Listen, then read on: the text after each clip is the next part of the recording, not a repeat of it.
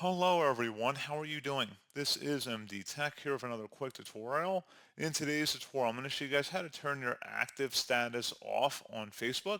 So if you do not want your friends to know when you are active on Facebook with the little green circle, in today's tutorial, I'm going to show you guys how to turn that off. And without further ado, let's go ahead and jump right into it.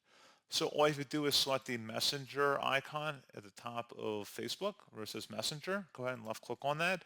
Left click on the three-dot icon that says options, and then where it says active status, if it says on, just click inside of here one time. You can turn it off by just toggling it to the off position by clicking inside that oval one time. So your friends and connections will not see when you are active on the app. Select save, and that's what you have to do. So pretty straightforward process, guys. And as always, thank you for watching. I do hope I was able to help you out, and I do look forward to catching you all in the next tutorial. Goodbye.